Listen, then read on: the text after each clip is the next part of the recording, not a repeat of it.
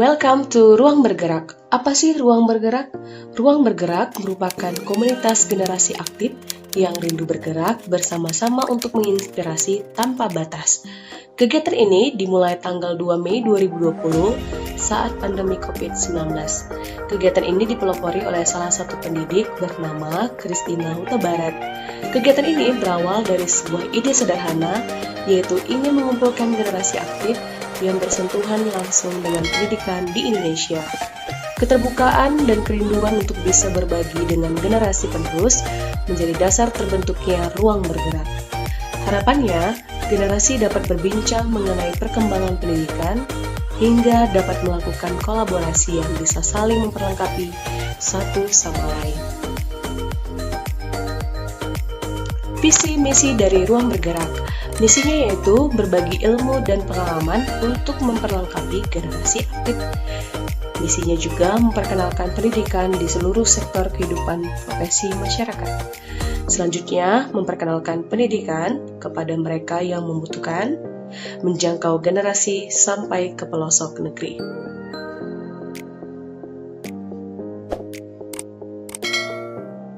Logo Ruang Bergerak. Ruang belajar tidak dibatasi oleh pemisah berupa dinding dan tembok. Ruang bergerak menunjukkan bahwa belajar bisa dimanapun, kapanpun, dan dengan siapapun.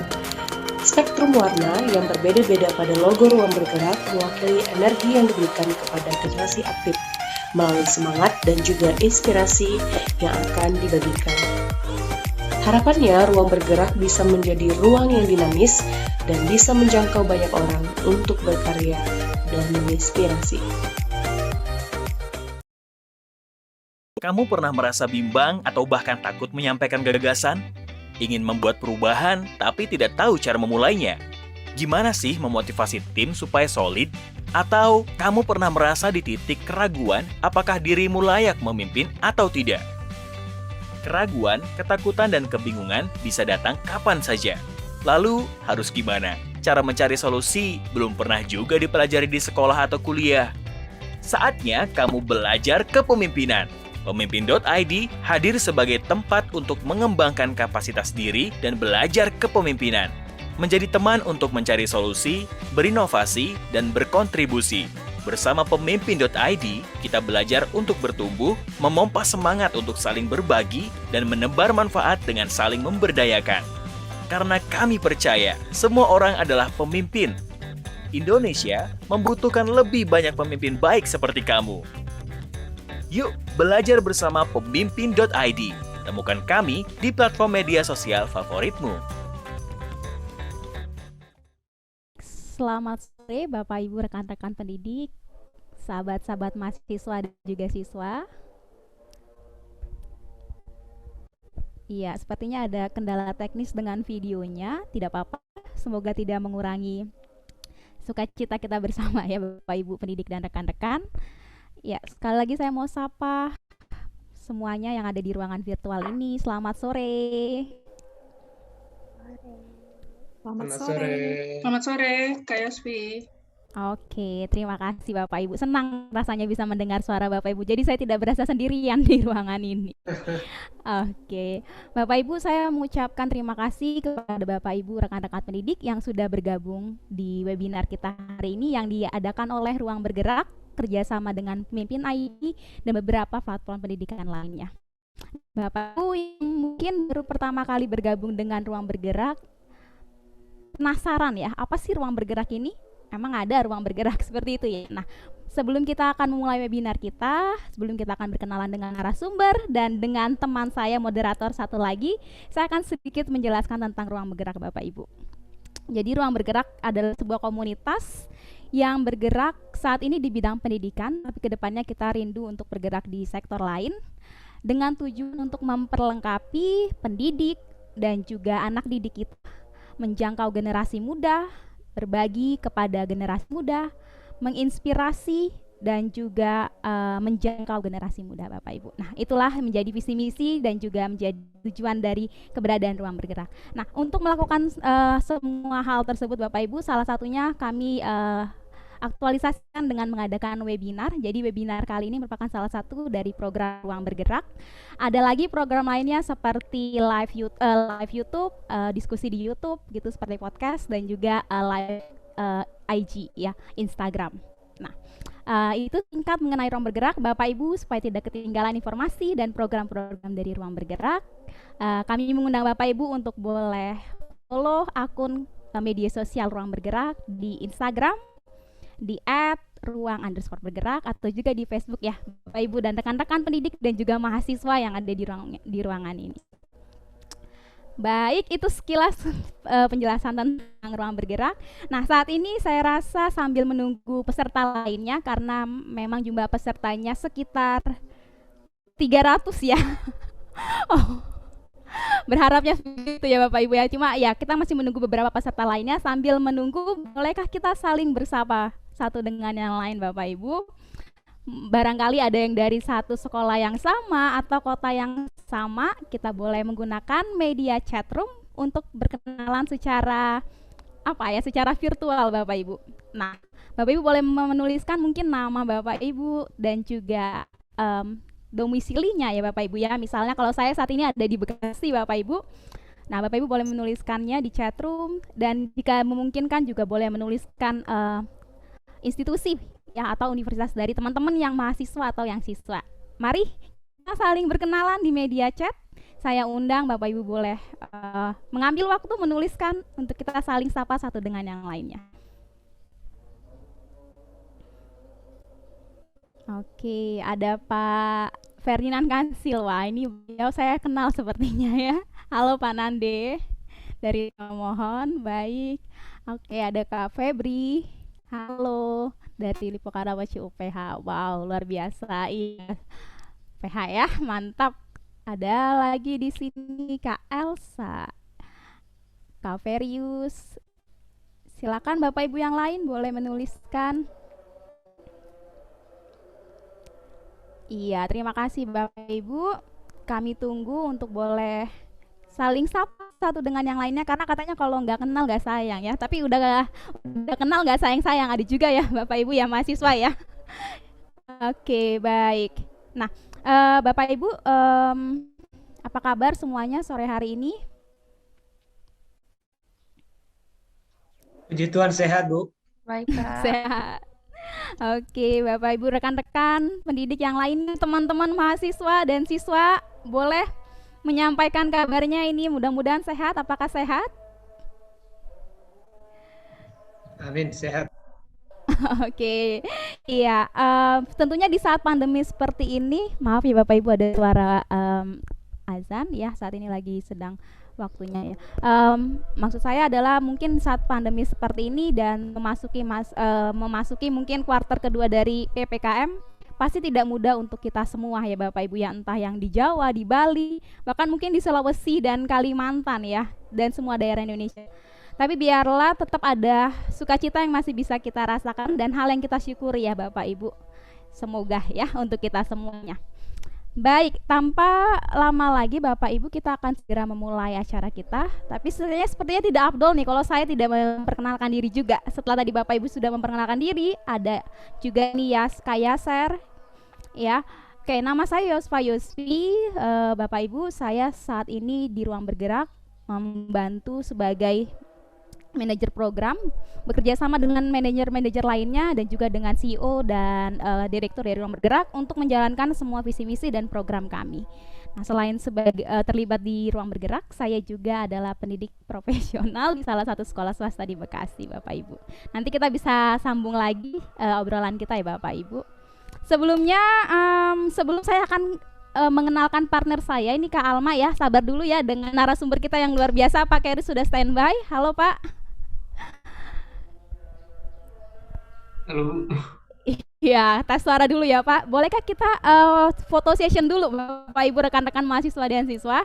Jadi kalau biasanya foto session di akhir, ini kita mau di awal dulu. Mungkin spotlightnya boleh di stop dulu sebentar kali ya dari tim.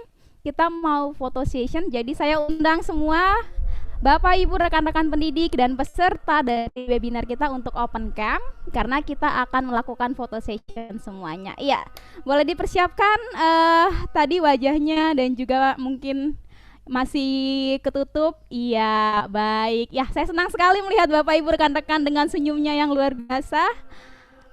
Oke, kami masih tunggu beberapa waktu lagi ini untuk kita bisa open cam. Terima kasih yang sudah open cam.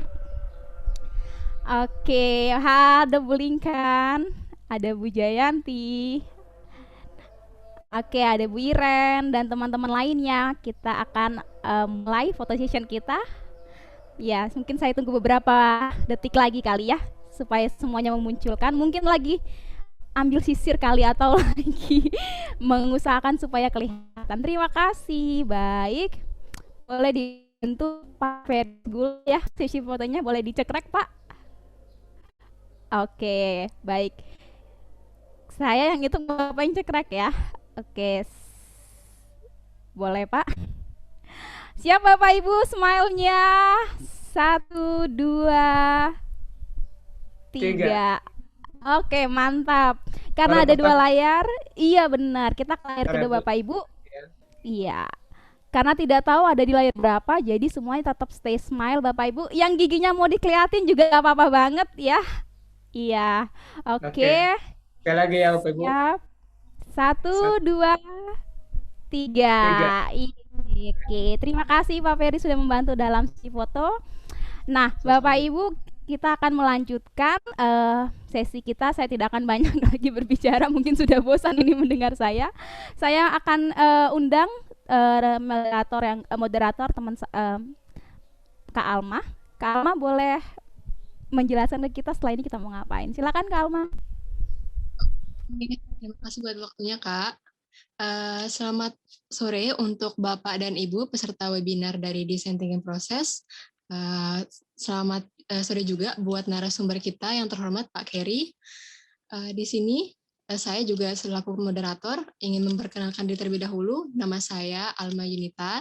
Saya di Ruang Bergerak aktif sebagai volunteer bagian program dan juga saya saat ini berkuliah di Universitas Mataram jurusan akuntansi. Baik, mungkin untuk mempersingkat waktu, saya akan membacakan beberapa tata tertib yang harus Bapak dan Ibu patuhi selama acara webinar berlangsung. Mungkin dari tim Ruang Bergerak bisa menampilkan di layar terkait dengan tata tertib.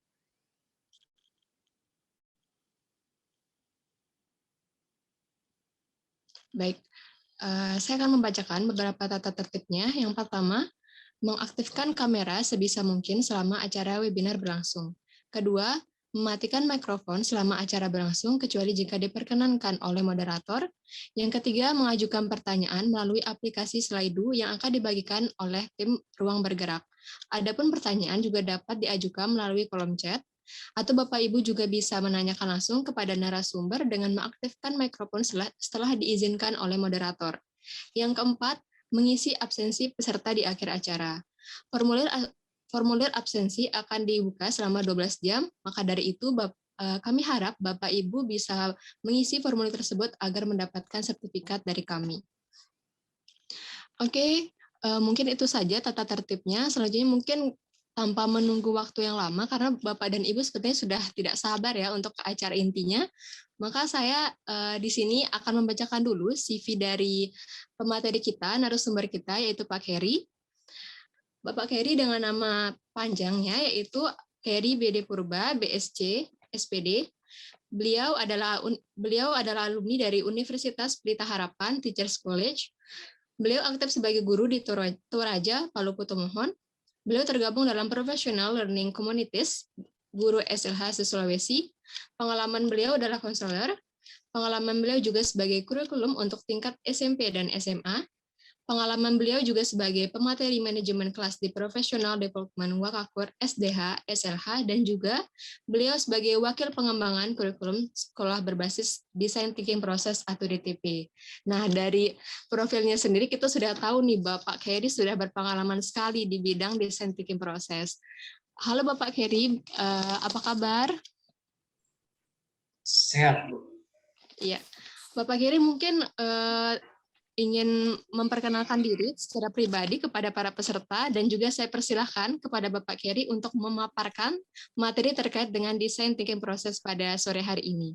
Kepada Bapak Kerry yang terhormat, waktu dan tempat saya persilahkan. Oke, baik. Jadi saya ambil alih ya Bu, ya berarti ya. Oke, Bapak Ibu, sekarang saya jadi guru ya di Tomohon, jadi praktisi pendidikan gitu untuk tugas sekarang. Lalu kemarin-kemarin itu hanya pengalaman, jadi diminta dari tim Ruang Bergerak untuk sharing mengenai apa yang pernah mungkin kami bagikan di sekolah kami, lalu kami kerjakan di sekolah kami. Nah, kira-kira itu latarnya ya, Bapak Ibu. Untuk perkenalannya kira-kira sudah begitu saja ya. Sejauh itu kita saya Bapak Ibu kenal gitu. Karena sebagian besar juga di tempat ini sudah kenal seperti ya. Saya melihat partisipan ada mantan murid begitu, ada bos saya juga di sini, ada 2 yang gabung begitu. Jadi ya kita sudah kenal ya Bapak Ibu. Nah, setelah ini saya akan share screen Bapak Ibu dan minta izin saya matikan kameranya ya Bapak Ibu.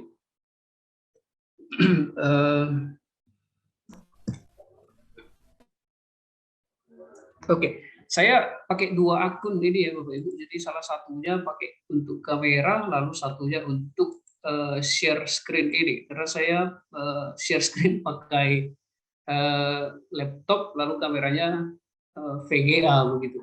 Ya, jadi sekarang kita akan memasuki materinya ya Bapak Ibu. Nah, design thinking process ini adalah hal yang saya bukan pakar di dalamnya, Bapak Ibu, tetapi pernah mengambil tanggung jawab untuk mengerjakan design thinking process ini sebagai bagian dari pekerjaan saya sebagai kurikulum. Lebih tepatnya tahun lalu di sekolah kami dan juga di yayasan kami itu sudah menerapkan pendekatan metode design thinking process ini di dalam pembelajaran. Selain di dalam pembelajaran juga nanti ada hal lain atau aspek lain yang bisa diterapkan dari DTP ini ya. Jadi setelah ini saya akan sampaikan istilahnya sebagai DTP supaya Bapak Ibu tidak bingung dan lebih singkat saja begitu ya. Kita mulai dari bagian ini Bapak Ibu. Bapak Ibu pasti familiar dengan ini, mungkin di handphone Bapak Ibu. Ini aplikasi yang sering digunakan ya. Ada Gojek dan Grab. Saya bukan brand ambassador dari apapun yang nanti saya tampilkan di layar ini ya Bapak Ibu. Ya kalaupun jadi brand ambassador di kemudian hari itu lain cerita ya, tapi saat ini tidak begitu. Gojek dan Grab ini dahulu kala pada saat dahulu kala ya, tetapi awal-awal munculnya Gojek dan Grab ini kalau kita melihat di media, ada begitu banyak besar penolakan yang dilakukan oleh transportasi konvensional terhadap baik Gojek maupun Grab begitu.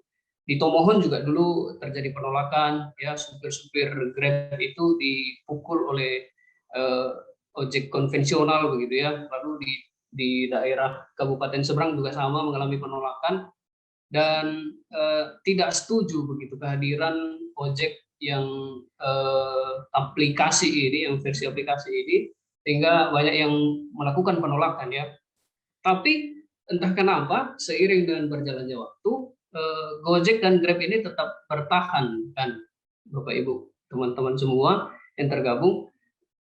Ada alasan yang cukup menarik kenapa akhirnya Grab dan Gojek ini bertahan sekalipun mendapatkan tantangan yang besar ya, karena tidak sedikit kaca mobil dari GrabCar itu yang kena lempar begitu ya, tidak sedikit juga supir yang kena pukul, kena kena palak di bandara begitu ya, kena cegat ya, yang jelas tertolak begitu. Tapi entah kenapa sekarang ini justru kita menemukan bahwa pengendara Gojek dan Grab itu adalah orang-orang yang dulunya juga melakukan penolakan terhadap kehadiran Gojek dan Grab ini. Begitu. Jadi sebenarnya ada hal yang menarik di sini ya, ada isu yang menarik.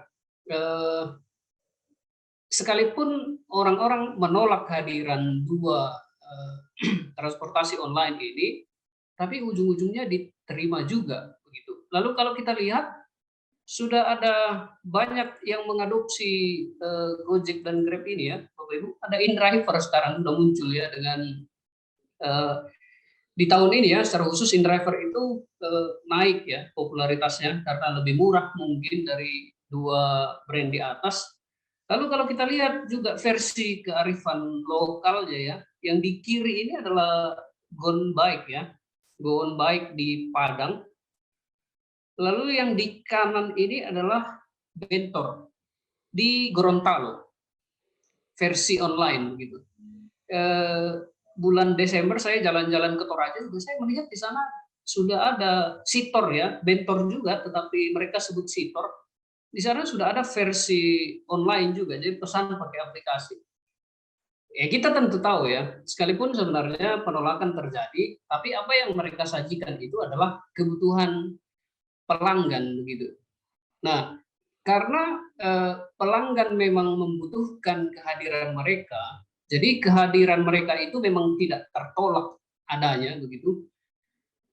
Tantangan-tantangan yang mereka hadapi itu bukan menjadi penghalang begitu ya. Nah, kenapa ini yang saya angkat di awal dari sesi kita kali ini, karena salah satu brand Gojek ini ya, itu adalah perusahaan yang menggunakan prinsip design thinking ini di dalam mengelola perusahaannya mereka ya. Apa yang mereka tawarkan itu yang menjadi kebutuhan pelanggan begitu. Jadi apapun tantangannya ya tidak akan tertolak, kira-kira begitu ya. Jadi poin intinya di dalam design thinking proses ini adalah bagaimana kita entah sebagai apapun nanti ya, kalau saya memang sebagai praktisi pendidikan, maka akan mencoba mengaitkan apa yang kami sebagai pendidik bisa kerjakan melalui metode design thinking proses ini ya. Sesuatu yang sebenarnya baik disajikan dengan baik tentu akan menghasilkan sesuatu yang tidak akan tertolak, sekalipun di tengah-tengah perjalanan ketika hal itu dikerjakan banyak penolakan begitu ya. Nah, kita melihat hal-hal lain lah. Kita melihat keyless ya. Saya sekarang pakai motor keyless dan saya merasakan sekali keuntungannya pakai keyless ini. Jadi kunci saya kantongin saja, tidak perlu saya ketakutan khawatir dengan kunci ketinggalan di parkiran begitu. Saya pergi ke pasar misalnya atau ke mall atau ke tempat-tempat lain, saya tidak perlu khawatir kunci ketinggalan di motor. Ya, ini saya pikir adalah prinsip-prinsip yang menarik juga ya. Ini adalah produk-produk yang saya tidak menuntut perusahaan motor membuat keyless, tapi entah kenapa perusahaan motor ini membuat satu produk yang secara alami saya senang dengan produknya mereka. Jadi ada satu step yang menarik di sini ya, tanpa saya sadari ada hal yang dikerjakan oleh mereka dan saya senang begitu. Sama dengan cantelan tas di kursi yang di sebelah kanan ini ya. Ini adalah produk Jepang ya, Bapak Ibu. Saya tidak tahu brandnya, tapi itu hal sederhana yang juga merupakan produk desain begitu. Sederhana tetapi kepake dan ya efektif sekali ya. Jadi anak-anak tidak perlu ada laci mejanya, digantungkan saja tasnya di situ. Nanti mungkin tasnya juga menyesuaikan gitu ya. Pertanyaannya sebenarnya begini, apakah design thinking proses ini adalah satu pendekatan baru di dalam dunia pendidikan atau di dalam wilayah apapun nanti design thinking proses ini berguna begitu? Sebenarnya tidak ya Bapak Ibu. Sebenarnya bukan metode baru, tetapi satu hal yang dikerjakan secara massal oleh kebanyakan orang karena dinilai metode ini adalah metode yang menarik ya, metode yang efektif dipakai untuk mengerjakan sesuatu, kira-kira begitu ya. Mungkin saja di dalam kehidupan kita sudah menggunakan design thinking proses ini, hanya saja kita tidak mau menyebutnya dengan design thinking. Kan istilah yang muncul di kemudian hari itu adalah claim, begitu ya Bapak Ibu. Ada satu prinsip yang kita kerjakan dalam hidup, lalu ternyata prinsip itu ada nama resminya yang diklaim oleh orang-orang tertentu. Maka ya mungkin kita sudah menjadi bagian dari metode itu, tetapi karena metode itu diberikan nama, akhirnya kita ya entah kita yang klaim atau mereka yang klaim, kira-kira begitu. Ini bukan metode baru, tetapi disajikan dalam bungkusan yang baru, kira-kira begitu, tampilan yang baru ya. Dua pribadi ini adalah CEO dari perusahaan IDEO ini ya, Bapak Ibu. Ini adalah perusahaan lembaga konsultan ya, desain produk berbasis inovasi. Mereka ini pada mulanya melahirkan yang disebut dengan istilah desain sprint. Ini versi praktisnya. Jadi ada inspirasi, lalu dibuat satu ide, lalu dikerjakan. Ada inspirasi, buat ide, kerjakan. Kira-kira begitu. Nah, kita juga sering melakukan itu kan, Bapak Ibu. Ada ketemu masalah, cari solusinya, terapkan solusinya. Kira-kira kan begitu.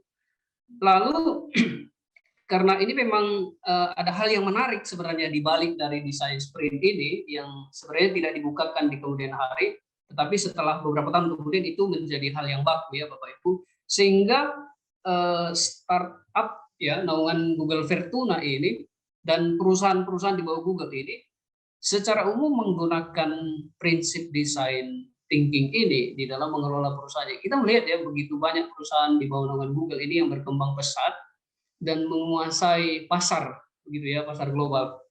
Nah, hal yang menarik karena prinsip yang ada pada design thinking proses ini adalah berbasis solusi, ya, pendekatan berbasis solusi, metode berbasis solusi, pemikiran berbasis solusi, begitu, ya. Nah, di kemudian hari ada dua mereka ini, Brian Lawson dan Nigel ini di tahun 1980-an ke atas. Kemudian Stanford juga akhirnya membuat langkah yang baku terhadap design thinking ini dan disebutlah istilahnya design thinking process begitu. Dan mereka lebih membuat langkah-langkah ini spesifik ya Bapak Ibu. Kalau kita melihat kerangka ini adalah kerangka inovasi dari design thinking process. Di sebelah kiri adalah konteks. Konteks itu berbicara mengenai satu visi misi perusahaan. Ingin melakukan apa, begitu. Ingin melakukan apa, sebelum mereka melakukan apa, maka mereka akan melihat konteksnya. Setelah mereka melihat konteksnya, mereka perusahaan yang bergerak di bidang apa, lalu akhirnya mereka melahirkan produk, yaitu yang di sebelah kanan ini, formnya. Lalu kalau kita melihat ada beberapa step di situ, nanti akan lebih detail, maka dua hal ini yang menjadi dasar, begitu. Ya, nah setiap hari kan kita melakukan itu, kan Bapak Ibu. Kita melihat konteks, kita merencanakan apa, kita melihat hari ini problem kita yang memungkinkan apa, lalu apa yang akan kita persiapkan untuk melalui hari ini, kan kira-kira begitu ya. Mungkin pertanyaan lebih mendetail adalah apa yang membedakan antara design thinking dengan metode pemecahan masalah yang lain, problem solving yang lain begitu ya. Mungkin ada terletak beberapa hal ya, nanti saya akan garis bawahi dua perbedaan antara design thinking proses ini dengan problem solving yang lain. Ya, nanti kita akan melihat gitu ya Bapak Ibu.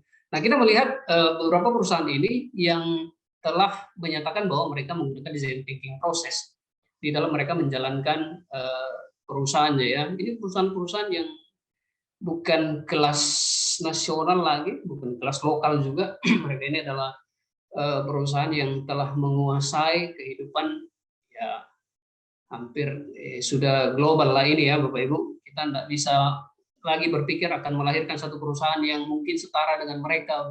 Kalau saya sih berpikir begitu ya, jauh sekali dari apakah nanti akan sejajar duduk dengan mereka begitu. Kita melihat ya, sebenarnya lahirnya design thinking proses ini atas dasar adanya keinginan dari orang-orang untuk memberikan solusi, ya, memberikan satu produk yang bisa menyelesaikan persoalan yang kompleks, gitu. Sudah kompleks, ya, dinamis juga, begitu ambigu, dan itu dikenal dengan istilah ini, problem-problem yang hampir tidak mungkin diselesaikan. Nah, kenapa ini menjadi menarik dan sangat baik diterapkan di dalam dunia pendidikan, Bapak Ibu, khususnya apa yang kami kerjakan sebagai praktisi pendidikan, karena hampir bisa dipastikan setiap hari kami menemukan persoalan yang hampir-hampir tidak punya solusi sebenarnya Bapak Ibu. Ya, kalau mau dicek apakah pekerjaan yang paling banyak menuntut keputusan yang segera dikerjakan itu adalah orang-orang yang kerja di menara bandara itu. Lalu yang kedua adalah guru. Surveinya begitu Bapak Ibu. Entah nanti dikerjakan begitu atau tidak, tetapi profesi yang paling banyak menuntut keputusan dengan segera dan memberikan solusi secepat mungkin adalah posisi keduanya adalah guru. Maka ini relevan sekali untuk sebuah sekolah yang ya sudah bisa dipastikan bahwa setiap hari itu akan menemukan problem begitu. Ya, bahkan problem-problem yang hampir-hampir tidak mungkin ada solusinya dengan segera begitu. Ya. Kemudian design thinking proses ini sedang mengajarkan dua hal ini, Bapak Ibu. Jadi setiap instansi, setiap perusahaan, setiap siapapun yang bergerak di bidangnya masing-masing begitu, menghendaki setiap solusi, setiap hal-hal yang bisa dikerjakan untuk menyelesaikan persoalan yang mereka hadapi itu dengan kreatif begitu. Masalah kreatif ini juga nanti kita bisa panjang lebar berbicara ya Bapak Ibu. Ada orang yang merasa dirinya tidak kreatif atau ada orang yang berpikir dirinya tidak kreatif.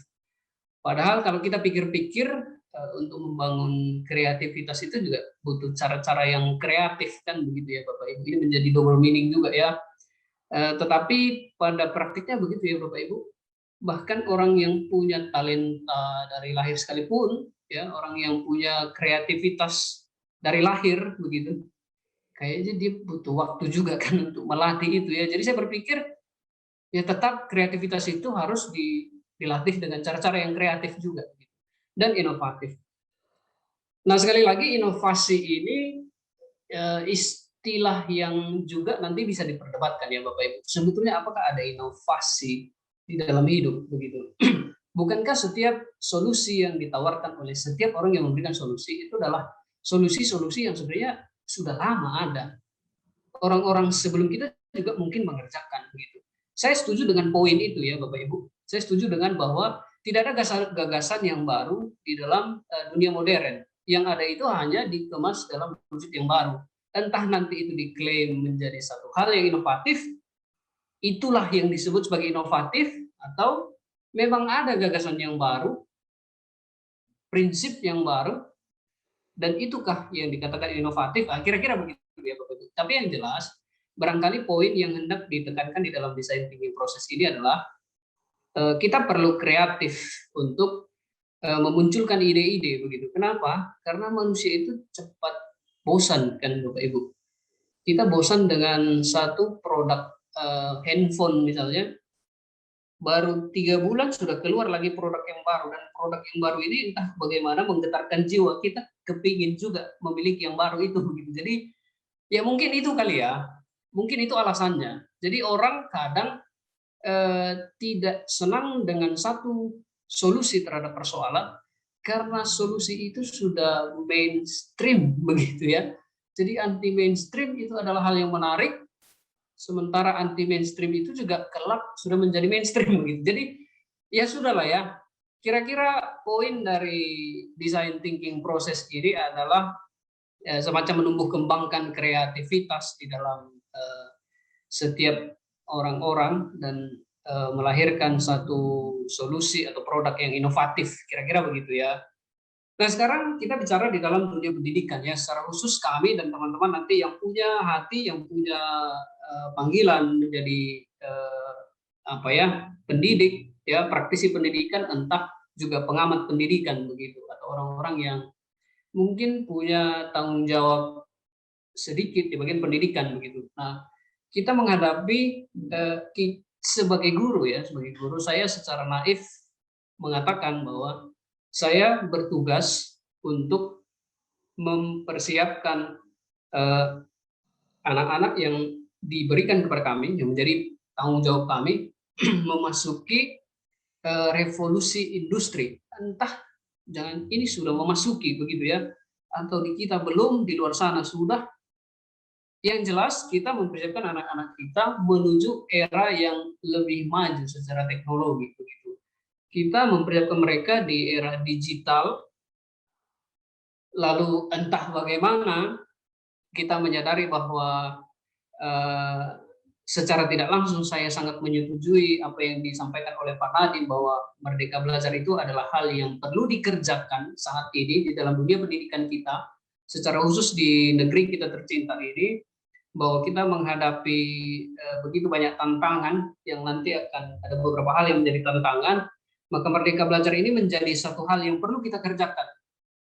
Design thinking proses ini, Bapak Ibu, adalah salah satu hal yang bisa kita kerjakan sebagai wujud dari Merdeka Belajar ini, begitu ya. Mungkin ada begitu banyak solusi yang nanti muncul karena design thinking proses ini juga sangat terbuka untuk begitu banyak opsi terhadap bagaimana kita menyelesaikan persoalan. Maka DTP ini sendiri salah satu opsi, Bapak Ibu. Maka itu hal yang menjadi menarik ketika kita belajar DTP ini. Kemudian sebagai institusi pendidikan punya tanggung jawab untuk berpartisipasi di dalam pembangunan berkelanjutan, begitu ya. Ini SDG, ini Sustainable Development Goal, begitu ya. Itu adalah hal yang dimunculkan oleh PBB, dan setiap negara dan setiap kita sebagai pendidik itu punya tanggung jawab untuk menyukseskan 17 poin yang merupakan tujuan pembangunan berkelanjutan ini yang diharapkan 2030 itu bisa realisasi, begitu. Dari sebagian indikator 17 poin itu yang bergerak di bidang kemanusiaan, salah satunya dalam kelaparan, kesetaraan gender dan seterusnya, itu kita bertanggung jawab terhadap itu. Maka bagaimana kita sebagai praktisi pendidikan bisa ambil andil yang nyata mempersiapkan anak-anak kita untuk hidup di dalam tujuan ini juga, begitu. Entah kita yang mempersiapkan mereka untuk mereka akhirnya mengerjakan pembangunan berkelanjutan ini, atau pembangunannya dimulai dari kita, estafetnya ke mereka dan seterusnya, kira-kira begitu ya. Lalu kita juga melihat latar pendidikan kita hari ini. Saya pikir Bapak Ibu sangat setuju ya kalau misalnya kita punya satu tantangan yang besar terhadap kondisi pendidikan kita di negeri kita tercinta ini. Kita mengalami satu hal yang disebut learning loss. Kemarin ada dosen kami yang sempat mengutarakan ini juga, dan itu menjadi poin yang akhirnya saya pikir benar adanya, begitu, bahwa negeri kita tercinta ini mengalami ketertinggalan di dalam pendidikan, dan entah bagaimana itu terjadi sudah berkepanjangan, begitu ya. Seperti rendahnya minat kita untuk belajar, minat anak-anak kita belajar. Entah ya, di sini ada banyak anak-anak yang sedang menempuh pendidikan ya. Apakah kalian merasakan kalian sedang mengalami learning loss ini? Ya, atau kalian merasa baik-baik saja, begitu, atau sebenarnya kalimat ini tidak tepat untuk kalian, mungkin untuk orang di luar sana, begitu ya. Jadi sasaran dari learning loss itu orang-orang yang di luar sana ya. Kemudian kita juga ya miskin literasi, begitu ya. Keinginan kita untuk mengerti satu hal itu juga kayaknya rendah ya. Apa yang menjadi dasar kenapa saya bisa mengatakan demikian? Kita cepat sekali ini ya, cepat sekali kita dikomporin ya. Kita cepat sekali mengkonsumsi hoax dan kita reaktif terhadap hoax itu gitu. Itu kan menandakan bahwa kita sebenarnya kurang memahami apa yang terjadi ya. Kenapa kita bisa kurang memahami apa yang terjadi? Karena kita menutup diri untuk melihat apa yang terjadi. Loh, kok kita bisa begitu? Karena kita tidak membuka diri untuk membaca apa yang sebenarnya terjadi. Membaca bukan hanya teks yang kita baca, tetapi memahami apa sebenarnya yang sedang terjadi begitu. Ketika undang-undang Omnibus Law kemarin memicu begitu banyak demo Indonesia, ini cepat sekali kan. Di satu sisi setelah kita baca apa yang terjadi, kenapa mereka bisa demo ya, begitu ya. Walaupun memang ada poin-poin yang mungkin diperdebatkan, tetapi kenapa demonya bisa sebesar itu, begitu. Itu kan sebenarnya hal-hal yang memperlihatkan bahwa kita itu lebih gampang untuk mengikut apa yang sedang fenomenal ketimbang melihat apa yang terjadi. Nah, design thinking proses ini sebenarnya bagian yang menarik ya. Kalau kita berhasil mengerjakan ini di dalam dunia pendidikan, lalu kita terapkan juga kepada kehidupan kita di dalam setiap apapun di bidang yang kita tekuni saat ini. Ini menarik sekali. Ini mengajarkan kita banyak hal begitu ya. Learning loss ini sebenarnya bukan terjadi pada saat pandemi ini saja ya. Kita mengerti bahwa pandemi ini membuat pendidikan kita itu sepertinya trennya menurun drastis begitu. Apakah kita memang mengalami penurunan secara di bidang pendidikan ini selama pandemi? Jawabannya tidak. Ya, Menteri Pendidikan mengeluarkan istilah AKM dan meniadakan UN karena dianggap UN itu untuk apa UN begitu. Lebih baik kita uji AKM-nya begitu. Yang diuji apa? Literasi, numerasi, dan sains begitu. Itu adalah hal pokok, hal yang paling dasar di dalam pendidikan. 3 itu sering diuji oleh dunia internasional. Indonesia sering dilibatkan sebagai negara yang berpartisipasi untuk ikut diujikan 3 hal itu. Dan entah bagaimana dari tahun ke tahun kita itu selalu posisi-posisi yang memprihatinkan ya. Bahkan trennya menurun. Kadang-kala kita urutan 2 ke bawah, 10 besar dari bawah. Nah itu yang terjadi. Terjadinya bukan karena pandemi, tapi bahkan jauh sebelum pandemi. Berarti sebenarnya kita mengalami learning loss ini sudah jauh-jauh hari begitu. Nah, pandemi saat ini justru sedang mempertegas saja bahwa learning loss itu sudah terjadi sekian lama. Sehingga ketika sekolah tidak lagi terjadi seperti yang terjadi selama ini, tidak terjadi secara konvensional lah ya, tatap muka itu menjadi konvensional sekarang kan, karena lebih sering kita melihat online ya. Tatap muka itu sudah tidak terjadi, jadi seolah-olah pendidikan itu terputus ya. Berapa persen sih sekolah-sekolah yang bisa full menjalankan pendidikannya? Saya pikir tidak ada ya. Semua sekolah memangkas pembelajaran yang mereka lakukan, memangkas jam karena ada pengaruh kesehatan juga ketika online, kelebihan waktunya. Tapi apakah sebenarnya itu menjadi alasan untuk pendidikan kita bisa terputus begitu? Sebenarnya enggak kan, tidak begitu ya. Kita sudah learning loss dari jauh hari, lalu pandemi ini hanya sedang menjelaskan bahwa learning loss-nya itu memang nyata-nyata begitu. Buktinya begitu pembelajaran ini PJJ, maka jauhlah proses pendidikan di antara kita. Begitu ya. Lalu ada juga tantangan lain, dunia digital berlawanan dengan pribadi kita guru-guru ini ya. Kalau saya buka YouTube Bapak Ibu, saya tidak buka YouTube Premium karena saya tidak pernah daftar Premium, jadi saya pakai yang ada saja, yang iklannya banyak itu. Saya lihat iklan dari salah satu media pendidikan ya, yang sedang naik daun begitu kali ya, karena di era pandemi ini, di masa-masa pandemi ini, sebut saja namanya Ruang Guru. Mereka itu bahkan sekarang sudah memulai evaluasi besar-besaran terhadap sistemnya mereka dan sedang mempersiapkan ruang guru itu siap menggantikan pribadi guru begitu ya. Kalau guru dengan jumlah sekian mengajar di sekolah tertentu jamnya 24 jam begitu. Tapi kalau misalnya ruang guru mampu mengcover setiap elemen institusi pendidikan di seluruh Indonesia. Kenapa? Karena semua sekolah bisa akses itu bersamaan. Bayangkan kalau misalnya kelak ruang guru ini dan lembaga-lembaga yang mirip dengan itu dilegalkan, dan sepertinya trennya ke situ kan, akan dilegalkan ya. Maka kita kan sebenarnya tersingkir ya. Pribadi-pribadi guru ini akan tersingkir oleh dunia-dunia digital. Secara tidak langsung dunia digital lebih menarik. Terekam, bisa diputar ulang-ulang, murah biayanya. Iya kan, kita tidak perlu peraturan yang lebih ketat karena kita yang akhirnya memilih begitu, dan anak-anak tidak perlu ke sekolah, tidak perlu beli seragam. Menarik sekali begitu untuk akhirnya melihat bagaimana Gojek dan Grab itu bisa memenangkan perkancahan di dunia perojekan. Ya, iya nanti juga mungkin pendidikan di digital ini juga akan menang ya. Nah saat ini juga saya sedang menempuh pendidikan yang dilakukan secara online begitu. Ya tentu ini akan legal ya Bapak Ibu. Apakah kita yang kuliah pendidikan ini atau orang-orang yang sedang berkecimpung di dalam dunia pendidikan ini cepat atau lambat akan tersingkir? Sebenarnya kan enggak begitu kan.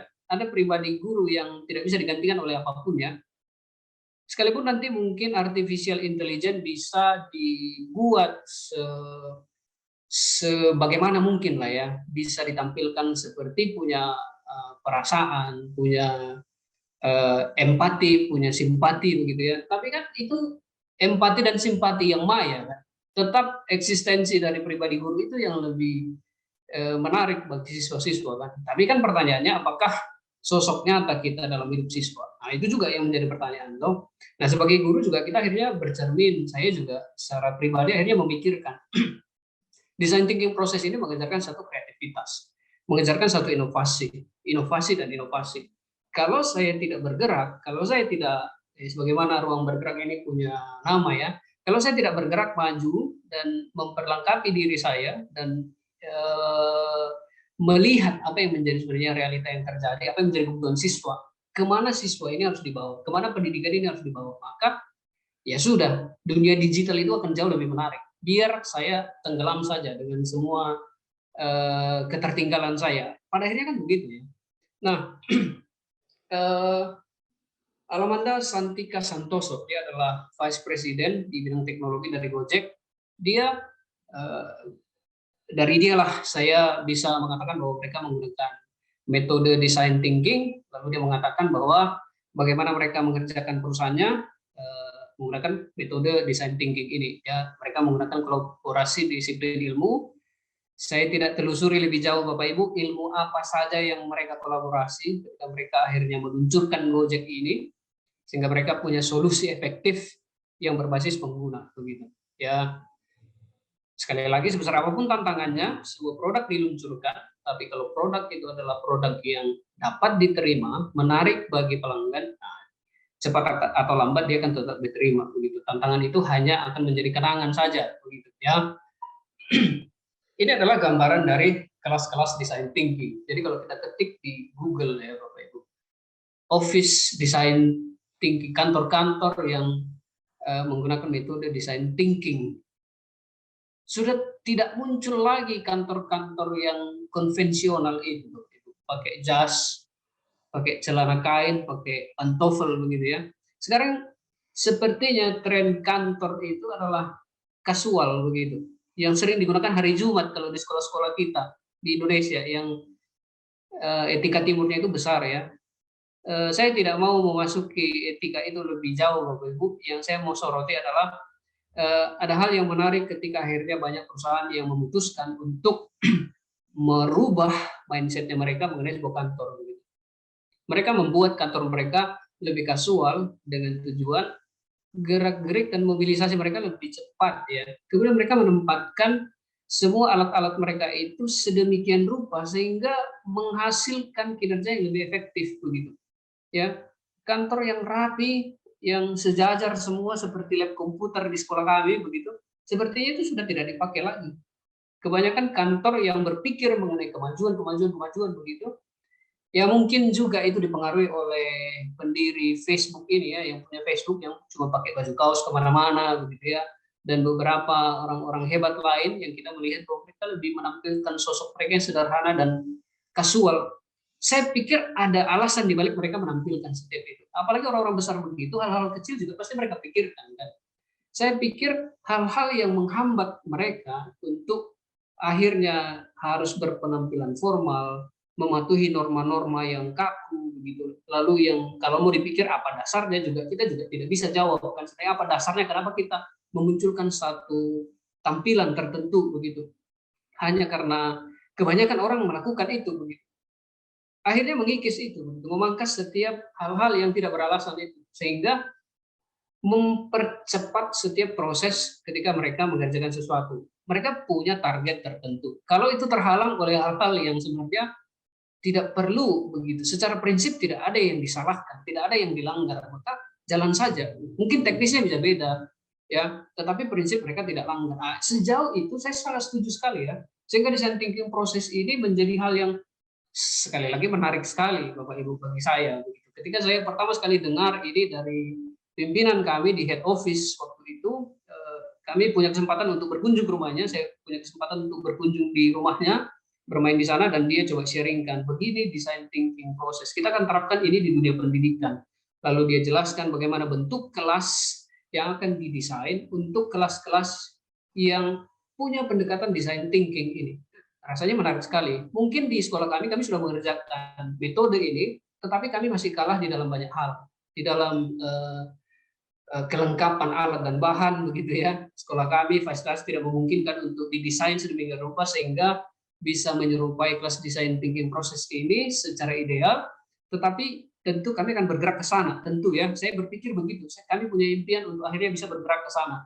Sehingga target-target pendidikan ini sebenarnya banyak terhalang oleh adat istiadat yang tidak berdasar itu, ya.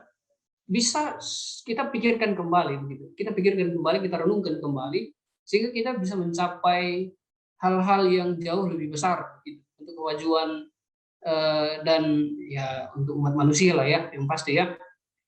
Beberapa bayangkan kalau misalnya ini adalah sebuah kelas Bapak Ibu. Ini bukan kelas ya, tapi bayangkan ini adalah sebuah kelas.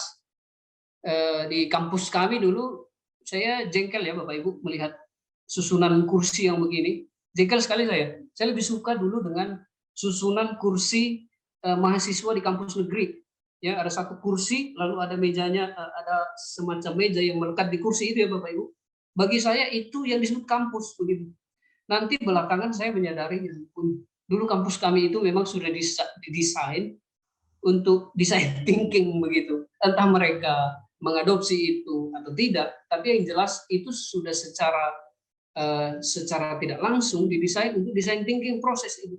Kami memang didudukkan dengan model begini Bapak Ibu. Jadi kita grup-grup, entah kita senang dengan orang yang kita duduk dengan kita di meja itu, tetapi kami sudah dibuat begitu. Sehingga sebenarnya yang menarik adalah setelah saya melewati semua itu, ada banyak hal yang bisa dikerjakan ya. Saya yang pasif ini bisa secara aktif melihat teman saya yang aktif, sekaligus saya pasif. Tapi saya secara aktif mengamati begitu. Secara tidak langsung itu menumbuhkan keaktifan saya begitu. Itu hal yang menarik ya, yang secara pribadi saya refleksikan. Berikut ini adalah 5 langkah yang sudah dibakukan tadi. Ya, setelah 1980-an dibuat 5 langkah baku terhadap design thinking proses ini. Yang membedakan design thinking dengan metode pemecahan masalah yang lain adalah di langkah yang pertama ini. Kenapa perusahaan-perusahaan besar itu, perusahaan raksasa itu berhasil memenangkan hati masyarakat? Kenapa mereka bisa menguasai? Karena mereka punya empati yang benar-benar memahami apa yang menjadi kebutuhan usernya mereka, pelanggannya mereka. Empati ini menjadi satu pembeda, Bapak Ibu ya. Selanjutnya adalah ada define nanti. Langkah-langkah selanjutnya nanti akan kita melihat di konteks pendidikan lebih clear ya Bapak Ibu. Lalu ada ideate, kita memunculkan ide, lalu kita memunculkan blueprint-nya, begitu perencanaannya, semacam proposalnya yang kita siap uji cobakan. Ini tesnya ini adalah sebuah produk begitu. Entah itu produk perusahaan atau produk RPP begitu, atau produk perencanaan yang bisa kita lakukan begitu ya. Nah, dari desain sprint tadi ada apa ya, ada pemikiran, lalu dibuat ide, lalu dipraktekkan. Nah, di bagian yang lebih baku ditambahkan empati ini, sebenarnya ini sudah dikerjakan oleh mereka, tetapi sepertinya itu perlu ditekankan. Makanya mereka buat empathize ini ya. Kalau kita melihat secara garis besar, empati ini berbicara tentang pemahaman ya, memahami siapa yang kita tuju ketika kita mengerjakan sesuatu butuhkan. Kalau saya, sebenarnya apa yang siswa saya butuhkan? Saya harus memahami siswa saya sebelum saya melangkah ke tahap selanjutnya begitu. Dan di dalam itu empati adalah menjadi bagian yang sangat penting begitu. Entah bagaimana, empati ini sepertinya hal yang perlu ditekankan ulang-ulang, karena saya tidak tahu ya apakah sekarang itu yang terjadi empati atau bukan empati begitu. Muncul seperti empati tetapi bukan empati, tetapi nanti kita lihat ya Bapak Ibu. Poinnya adalah meletakkan diri kita di dalam diri orang lain ya. Lalu selanjutnya adalah kita diharapkan bisa mengartikan apa sebenarnya yang terjadi, melihat apa sebenarnya yang terjadi, memikirkan apa sebenarnya yang terjadi begitu.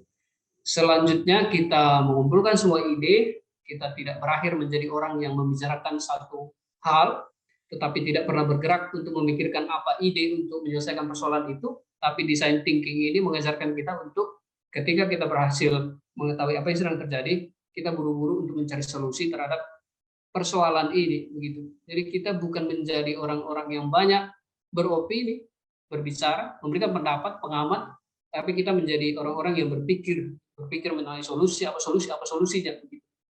kemudian kita berani merancang, ya, ada begitu banyak orang yang menawarkan solusi, tetapi ketika diminta bagaimana ini dikerjakan, nah itu jadi tantangan lain. Maka prototipe ini menjadi poin yang penting juga di dalam DTP ini. Ketika orang punya pemikiran, itu satu hal.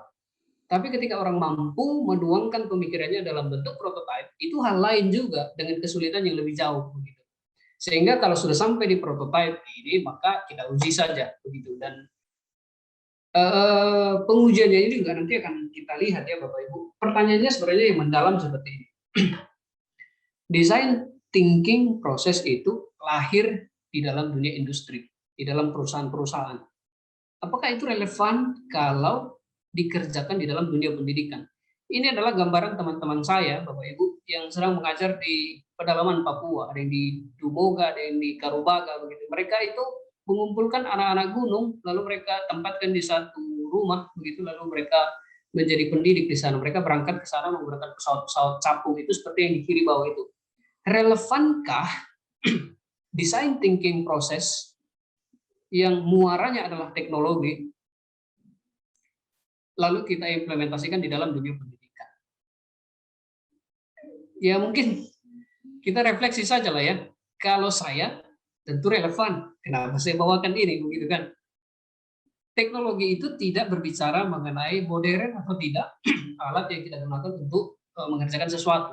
Tetapi apakah kita mampu menginovasi alat-alat yang lama menjadi satu hal yang baru untuk konteks itu, konteks wilayah itu. Maka saya pikir kehadiran teman-teman ini di pedalaman Papua itu adalah sebuah kesempatan, sebuah waktu di mana terjadinya perubahan metode, perubahan sosok, dan itu adalah kemajuan teknologi untuk konteks teman-teman saya ini. Dan sangat relevan sekali design thinking terjadi di sana. Maka yang bisa kita lakukan hanya membandingkan konteks sebelum dilakukan sesuatu dengan ketika kita melakukan sesuatu. Bagi teman-teman ini, maka DTP berlangsung. Karena satu wilayah dengan wilayah lain, sekalipun konteks ketertinggalannya berbeda, ya. Misalnya Papua dengan kami di Tomohon. Mungkin dibanding Tomohon, Papua itu tertinggal dari beberapa hal, begitu. Tetapi sesungguhnya Tomohon juga tertinggal dari pendidikan yang ideal. Jadi poinnya adalah dua-dua sama-sama tertinggal. Jadi kita menggunakan inovasi. Inovasi itu berarti tampilan yang baru, mungkin gagasan yang lebih fresh juga, atau dikemas lebih fresh dan digunakan. Begitu ya. Nah, maka saya pikir relevan sekali ini dikerjakan di tempat dimanapun. Kapan kita bisa menggunakan DTP ini di dalam dunia pendidikan? Kami, Bapak Ibu di Tomohon, tahun lalu saya banyak berkecimpung di sini, Bapak Ibu. Saya juga masih mengajar tahun lalu dan saya menggunakan DTP ini di dalam 3 hal. Setidaknya 2 hal yang efektif, begitu. Yang secara efektif dan intensional saya kerjakan. Yang pertama adalah di dalam RPP, di lesson plan saya. Yang kedua adalah di sumatif dan project. Untuk manajemen kelas ini, ada Pak Ferry di sini yang tahun lalu itu bergabung dengan kami di Tomohon, yang sekarang sudah ekspansi ke tempat lain. Beliau adalah kesiswaan yang banyak berkecimpung di manajemen kelas ini. Tapi saya pikir setiap guru itu punya tanggung jawab di manajemen kelas ya Bapak Ibu. Jadi saya pikir setiap guru juga akan mengerjakan ini. 3 hal ini adalah implementasi dari DTP di dalam dunia pendidikan. RPP itu berbicara mengenai bagaimana saya mempersiapkan pembelajaran sebelum masuk kelas. Sebelum saya masuk kelas, saya harus tahu dong, saya harus mengerti dong, saya harus paham betul siswa saya itu seperti apa, kelas yang akan saya masuk itu seperti apa. Maka RPP saya ini harus mau tidak mau menyesuaikan. Tidak bisa saya pakai RPP yang saya pakai di Toraja, saya pakai di Tomohon, karena konteksnya beda, anak-anaknya juga beda, budayanya beda, kemampuannya juga mungkin beda-beda, tahunnya juga sudah beda. Maka saya pikir RPP ini sangat relevan. Nanti saya mencoba membaca beberapa pertanyaan yang muncul sebelum seminar ini dilaksanakan. Sudah ada beberapa pertanyaan bagaimana menyusun RPP yang berbasis DTP. Nanti saya akan perlihatkan Bapak Ibu. Itu yang pertama. Yang kedua adalah sumatif. Sumatif atau project ini untuk saya waktu SMP SMA tahunya itu ujian blok begitu Bapak Ibu. Jadi setiap bab kita akhiri dengan tes tertulis. Nah, nanti masuk di kurikulum yang lebih baru lagi, kami punya UTS dan ujian akhir sekolah begitu. Nah, kami di sekolah kami tidak lagi menggunakan tes semacam itu, Bapak Ibu. Tidak lagi menggunakan ujian blok dan UTS UAS begitu. Kami menggunakan sumatif yang kebanyakan itu berbasis project. Menggabungkan beberapa mata pelajaran yang punya kesamaan dalam beberapa aspek. Mungkin tujuannya sama, enduring understand-nya sama, atau essential question-nya sama, atau temanya sama begitu. Jadi atas dasar kesamaan ini kami menggabungkan beberapa mata pelajaran untuk melahirkan satu proyek. Keuntungannya banyak sekali begitu. Nah, nantilah kita bicara tentang keuntungannya itu. Tapi yang jelas implementasi dari DTP ini kami terapkan di RPP dan proyek akhir siswa. Kenapa itu dikerjakan? Ya mungkin ada beberapa alasan yang sangat menarik nanti kalau kita melihat contoh-contohnya ya Bapak Ibu. Dan yang terakhir adalah manajemen kelas. Saya bahas terakhir ini karena jauh dari saya sebagai fungsi dan tanggung jawab saya. Ini adalah berbicara mengenai bagaimana mengatasi setiap persoalan yang sebenarnya hadir ketika kita memanage sebuah kelas. Setiap kelas yang kita masuki pasti muncul persoalan-persoalannya, muncul tantangan. Mungkin kesulitannya berasal dari guru dan banyak kali anak-anak mengalami persoalan di dalam kehidupan mereka sehingga itu kebawa ke kelas. Jadi DTP ini juga sangat relevan.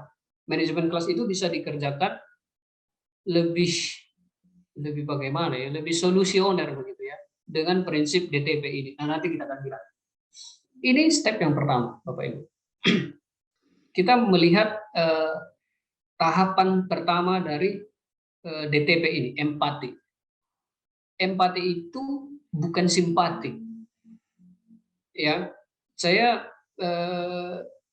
pernah menjadi konselor Bapak Ibu dan tentu pengalaman sangat miskin karena hanya 2 tahun saya sebagai konselor dan tidak punya basic psikologi begitu, hanya niat dan keinginan untuk bisa melayani dan akhirnya saya diminta untuk menjadi konselor dan saya mengerjakan itu. Dan entah bagaimana empati ini sangat dibutuhkan ketika kita hendak mengerti satu hal begitu. Ada persoalan yang terjadi, yang paling cepat untuk kita kerjakan adalah simpati. Kasihan sekali anak ini dengan persoalannya. Itu adalah tahapan simpati kan. Tapi untuk akhirnya kita punya empati, punya perasaan yang sama-sama begitu ya, punya pengertian betapa menyedihkannya seseorang melalui mengalami bersama dengan orang itu berbeda ya. Jadi Bapak Ibu, saya berpikir bahwa empati dan simpati ini adalah 2 hal yang mungkin saja kebalik-balik kita tampilkan. Kita mungkin saja mengatakan kita empati, tapi sebenarnya yang terjadi adalah simpati, atau ada orang lain yang berempati sesungguhnya, tetapi kita menyebutnya sebagai simpati. Tapi yang jelas poinnya adalah kita mengerti dari sisi orang lain begitu. Kita mengerti dengan hati, pikiran. Jadi bukan hanya semacam perasaan yang larut begitu. Itu simpati kan. Kita turut berduka cita dengan orang lain karena melihat mereka akan mengalami kesedihan, maka kita bersimpati. Tapi ketika kita bersama-sama dengan orang itu menanggung beban itu, sekalipun kita tidak harus jadi miskin ketika menghadapi orang miskin, tetapi kita punya perasaan yang sama dan bisa memahami dengan pikiran kita dan perasaan kita, nah, itu empati kan, kira-kira begitu ya. Itu yang menjadi poin pertama. Kita mengerti apa sebenarnya yang terjadi. Ya, setelah kita mengerti apa yang terjadi, kita melangkah ke tahap selanjutnya, mencoba mendefinisikan. Sebenarnya kan kita punya kecenderungan untuk berasumsi kan. Kita melihat sesuatu terjadi, lalu kita asumsikan. Kayaknya begini deh. Kayaknya orang itu begini. Kita sering sekali mengedepankan asumsi kita dan entah bagaimana asumsi itu menohok di kepala kita. Kecuali orang-orang yang rasional ya Bapak Ibu, orang-orang yang telah sadar atau tidak, telah menjadikan DTP, telah menjadi bagian dari hidupnya, dan telah menjadi darah daging di dalam hidupnya, begitu ya. Tapi tidak sedikit ya orang yang ya sudahlah, singkirkan baper-baperan ketika kita mendefinisikan sebuah persoalan. Kita harus berhasil untuk menerjemahkan apa yang sedang terjadi. Bagaimana kita berhasil menerjemahkan apa yang terjadi? Ya, kalau kita sudah berempati dengan mereka, tidak hanya sebatas simpati saja. Sehingga apa yang kita ungkapkan di dalam mendefinisikan sesuatu yang terjadi adalah kebenaran. Apa yang sebenarnya terjadi. Nah, itu tujuannya ya ketika kita mendefinisikan. Selanjutnya adalah memunculkan ide. Mendefinisikan itu satu hal, memunculkan ide juga hal lain yang mungkin tidak lebih sulit daripada langkah selanjutnya. Sebenarnya kita ini orang-orang yang mampu memikirkan banyak ide ya. Nah, di dalam DTP ini, ide yang seluas-luasnya sangat dibuka untuk di-list ketika kita mencoba menyelesaikan sesuatu persoalan. Kalau mencoba mencari solusi terhadap suatu persoalan, baik itu nanti berupa perencanaan seperti RPP, atau penanganan seperti manajemen kelas, maka yang kita perlu pikirkan mengenai ide-ide yang bisa dikerjakan untuk persoalan itu adalah semua ide kita tuliskan.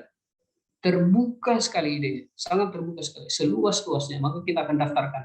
Ya, karena itu DTP ini menjadi pendekatan berbasis solusi. Ya, letaknya di situ. Kita entah bagaimana ya Bapak Ibu, saya menarik sekali melihat toko-toko ini ya. Bapak Ibu sudah bisa tebak ini toko apa dari warna-warna yang ada di atas itu. Saya waktu kecil tinggal di kampung Bapak Ibu. Di kampung kami itu hanya ada toko kelontong yang penjaga tokonya itu ada di depan. Kita minta apa, baru dia kasih, dia cari. Harganya tidak ada. Saya hanya membayangkan alangkah menariknya kalau misalnya ada toko yang tampilannya seperti di gambar ini. Waktu kecil itu angan-angan saja. Ternyata muncul, luar biasa, menyenangkan sekali ada toko begini. Dingin pula, cahayanya bagus, ada harga lagi ditempel di situ, lalu kita bisa pilih. Dan kalau kita masuk ke toko lain, di kampung lain, yang brandnya sama, kita bisa tahu, oh letaknya ini di sini, letaknya ini di sini. Minyak makan di sana, odol di sana. Kita punya gambaran begitu. Ini kan secara tidak langsung menjadi solusi-solusi yang sudah diseleksi, kan Bapak Ibu. Jadi kita memunculkan begitu banyak gagasan, kita kumpulkan semua gagasan itu, dan tampilannya adalah seperti ini. Menarik juga melihat parkiran dari toko-toko retail begini ya, Indomaret, Alfamart, Alfamidi, dan sejenisnya. Mereka buat toko itu dengan konsep parkirannya harus luas. Tidak kayak toko-toko yang lain ya Bapak. Itu jadi strategi marketing kali ya, semacam daya tarik yang tidak bisa dibohongi, itu menjadi satu daya tarik yang sangat menguntungkan bagi pengunjung. Kalau di tempat lain pasti ditagih parkiran kan, kita pergi ke tempat lain mau makan, makannya sudah mahal, tambah bayar parkiran lagi. Nah kalau di toko-toko seperti ini, parkiran gratis, luas, masuk ke dalam dingin, dan seterusnya begitu. Nah ini yang saya pikir menjadi menarik ya, ketika solusi yang ditampilkan itu memang berawal dari empati, begitu, berawal dari apa yang menjadi kebutuhan orang lain. Sehingga kalau kita membuat satu bahasa ya, kita cenderung sekali menjadikan diri kita sebagai objek dari satu persoalan. Padahal yang kita layani adalah siswa, misalnya begitu. Saya sebagai guru, saya sering sekali mengambil satu langkah. Saya punya kemampuan begini, jadi inilah yang akan kukerjakan. Padahal itu kan nanti berbeda kalau misalnya dibahasakan seperti ini. Siswa itu punya kebutuhan di bagian sini, atau siswa itu punya kesulitan di dalam hal-hal tertentu. Maka sebagai guru, yang saya perlu lakukan adalah ini. Ini hanya masalah bahasa Bapak Ibu, tapi ini hanya sedang menekankan bahwa setiap ide, setiap solusi yang kita coba munculkan terhadap suatu persoalan itu harus berasal dari user, gitu. Berasal dari siapa yang kita akan tujukan produk ini, ya. Nah, itu untuk tahap yang keempat ini Bapak Ibu. Saya berikan satu contoh Bapak Ibu. Ini adalah langkah keempat. Bagaimana mengemas ide-ide itu. Kalau di langkah ketiga tadi kita kumpulkan semua ide, di langkah keempat ini adalah kita seleksi mana ide yang tidak efektif, dan kita munculkan ide yang efektif. Dari ide-ide yang efektif ini, mana yang paling memungkinkan untuk kita kerjakan, maka kita buatlah sebuah prototipe, kita buat sebuah perencanaan. Kalau di dalam sebuah kegiatan, itu bisa diartikan sebagai proposal. Kalau di dalam bangunan bisa dikatakan sebagai blueprint, ya, satu prototipe, perwarupanya, begitu, bagaimana miniatur dari hal ini akan dikerjakan.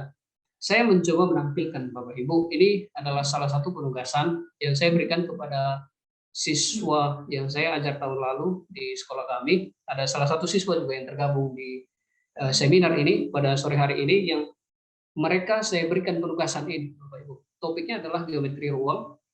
Penugasan akhirnya adalah mereka sharing knowledge mengenai apa yang mereka mengerti dari geometri ruang ini. 5 langkah ini saya minta mereka untuk kerjakan. Mulai dari empati, define, ideate, prototype, dan test. Ini adalah salah satu contoh yang bisa saya munculkan di mana letak implementasi DTP itu di dalam dunia pendidikan. Yaitu salah satunya ketika saya menyusun proyek pembelajaran, unit terakhir begitu. Satu unit pembelajaran yang diakhiri oleh sumatif, maka saya merancang ini. Inilah prototipenya saya begitu. Saya punya ide nih. Saya berkeinginan siswa itu kalau punya pengetahuan dan pengetahuannya mereka itu akan teruji ketika mereka mampu menuturkan apa yang mereka ketahui. Maka saya perlu merancang sebuah proyek yang mana siswa itu mencoba menuturkan apa yang mereka ketahui. Maka saya buatlah satu prototipe. Dan inilah prototipe saya, Bapak Ibu. Kira-kira begitu ya. Apa yang menjadi dasar kenapa saya membuat prototipe untuk meminta siswa sharing mereka punya knowledge itu? Karena saya punya pemikiran bahwa cara terbaik untuk belajar bagi siswa itu adalah melalui teaching. Saya tidak mengatakan mereka harus jadi guru, ya Bapak, bukan begitu ya, bukan seperti yang dikatakan oleh Deddy Corbuzier itu bahwa guru itu cenderung sekali membuat siswa melahirkan mereka menjadi guru juga. Enggak begitu. Poin yang saya inginkan adalah, yang saya kehendaki adalah bagaimana supaya siswa punya kesempatan untuk mengemukakan mereka punya pengetahuan. Yang saya bisa berikan adalah kesempatan. Maka kesempatan di dalam proyek itu adalah waktu yang saya memang siapkan untuk anak-anak, menunjukkan bahwa mereka punya kemampuan untuk mengemukakan apa yang mereka ketahui. Kira-kira begitu. Nah, itu yang menjadi dasar ya Bapak Ibu. Lalu yang terakhir adalah uji coba. Menguji coba. Prototipe itu saya serahkan kepada siswa. Anak-anak ini yang menjadi gambaran dari proyek kita di unit geometri ini. Ini akan menjadi landasannya. Nanti ada muncul rubrik dan seterusnya, rubrik penilaian terkait dengan proyek itu. Tetapi yang jelas, prototipe itu akan saya uji cobakan ke anak-anak. Dan sekali lagi, kalau kita melihat Gojek tadi ya Bapak Ibu, di aplikasi saja kita bisa melihat bahwa setiap tampilan dari Gojek ini beberapa periode dia mengalami perubahan, mengalami progres. Mungkin ada fitur-fitur yang bertambah. Maka poin yang sedang hendak disampaikan adalah ketika prototipe yang kita sudah desain itu diuji cobakan, sangat terbuka sekali terhadap evaluasi. Jadi kalau teman-teman nanti mencoba mengimplementasikan DTP ini di lapangan dan menghasilkan satu kriteria berhasil atau tidak, itu bukan soal bagaimana progres dari tes ini dievaluasi. Nah, itu juga jauh lebih menarik ya Bapak Ibu. Entah mungkin Bapak Ibu satu kali coba berhasil dan menarik, tetapi evaluasi tetap akan berjalan kan Bapak Ibu. Bagaimanapun kita harus meningkatkan setiap uji coba ini ya. Nah, kira-kira begitu. Ini yang terakhir, bagaimana DTP itu diterapkan dalam manajemen kelas. Kita punya kasus-kasus umum ya Bapak Ibu selama online learning ini ya. Online learning ini berapa persen sih sekolah yang melakukan hybrid atau full online class begitu. Kebanyakan kelas-kelas di daerah itu PJJ Bapak Ibu, modul base begitu, berbasis modul. Dan ya bagaimana ini akan berjalan begitu. Kita akan menemukan kasus-kasus, ini kasus yang sering dialami oleh Pak Ferry tadi yang saya sebutkan partner saya di kesiswaan tahun lalu di Tomohon, banyak siswa yang hilang kontak begitu selama PJJ, selama hybrid ini. Beberapa siswa belajar dari rumah, beberapa belajar dari sekolah. Ya, siswa yang di rumah ini sering sekali hilang kontak. Ya, di chat tidak dibalas, telepon tidak diangkat, orang tua dihubungi tidak ada respon. Sebenarnya apa sih DTP dalam hal ini? Bagaimana peranan design thinking untuk menyelesaikan persoalan ini? Ya berangkat lagi kan Bapak Ibu, kita membangun empati. Empati itu bagaimana bisa kita kerjakan kalau kita tidak mengetahui apa yang terjadi. Maka kita harus berangkat ke sana kan Bapak Ibu. Maka yang kami lakukan di Tomohon, yang dilakukan oleh teman-teman di Tomohon yang bergerak di bidang kesiswaan ini adalah berkunjung ke sana. Kan itu juga sudah langkah-langkah design thinking kan. Lalu setelah kita datang ke rumah, kita berempati, lalu kita definisikan apa yang terjadi, kita carikan solusi. Solusinya kita buat ide, lalu kita terapkan. Kita evaluasi lagi. Bagaimana perkembangan anak, kan kira-kira begitu ya. Sama dengan kasus-kasus yang lain. Siswa tanpa kooperatif, tapi tugas tidak ada. Ada anak-anak yang join terus. Kalau kita buat kelas online, ada di situ dia. Dia mute, lalu dia matikan kamera, kalau dipanggil entah di mana. Tidak pernah muncul. Lalu kita tendang dari pertemuan, ya sudah, tidak akan bergabung lagi sampai akhir. Ternyata memang tidak bergabung kan begitu kan. Nah, bagaimana kita akhirnya bisa menyelesaikan persoalan ini? Ya, ujung-ujungnya kita harus kembali lagi ke tahap pertama kan, Bapak Ibu. Kita cenderung untuk mencoba menghakimi apa yang terjadi kan, apalagi siswa yang sama melakukan kesalahan yang sama berulang kali. Wah, jengkel sekali kita. Kita kan cenderung untuk judge begitu kan. Sementara judgement kita tidak akan menghasilkan progres, yang terjadi hanya kebencian di antara kita begitu kan. Maka penghakiman ini biarlah menjadi pihak lain yang mengerjakannya. Bagian kita mungkin mencoba mengimplementasikan DTP ini sesering mungkin begitu Bapak Ibu, sehingga kita mengikis setiap kecenderungan untuk menghakimi begitu. Sudahlah, baiknya kita mendefinisikan saja apa yang terjadi. Kalau kita mampu berempati lebih jauh, itu lebih baik kan. Ada siswa yang disuruh kerja sama orang tuanya begitu, disuruh kerja selama online, karena menurut mereka sekolah online itu tidak nyata, itu hanya pura-pura saja begitu ya. Jadi orang tua suruh anak-anaknya kerja. Ya ini juga butuh pendekatan kan Bapak Ibu. Kita mengerti solusinya apa. Tapi solusi itu kadang mentah ketika kita tidak punya empati yang muncul. Ada empati yang perlu ditunjukkan juga kadang-kadang kepada orang tua begitu kan. Saya juga waktu sekolah kerja Bapak Ibu, sampai kelas 9 saya bekerja ya, jam 2 saya akan mulai bekerja di kebun begitu. Cuma mungkin bedanya waktu sekolah begitu, waktu kerja saya kerja. Nah, mungkin persoalan yang ditemukan di tempat kami di tahun ajaran lalu itu adalah ada anak yang kerja pada saat pelajar. Nah, itu yang perlu disesuaikan kan, prinsip DTP lagi yang bisa kita terapkan begitu. Ada siswa yang tidak ada gadget, ekonominya sulit, orang tuanya nggak punya duit untuk beli. Ya mau nggak mau kan kita paksa datang ke sekolah kan. Bagaimana kalau orang tuanya tidak setuju, orang tuanya khawatir anaknya. Maka pemahaman yang perlu dibangun itu kan lagi-lagi harus dimulai dari empati itu lagi kan. Nah, saya pikir itu prinsip-prinsip DTP yang bisa diterapkan di dalam manajemen kelas ini. Bagaimana kalau misalnya ada anak-anak yang susah belajar, ya sudah misalnya di mata pelajaran ini payah, lalu tidak mau juga belajar, lalu kelakuannya juga menyulitkan begitu. Nah, saya pikir ini juga menjadi tantangan yang jauh lebih sulit, yang nanti diatasi dengan DTP yang lebih serius lagi dipikirkan begitu ya. Karena kita bukan manusia-manusia yang tidak memungkinkan untuk memunculkan ide baru.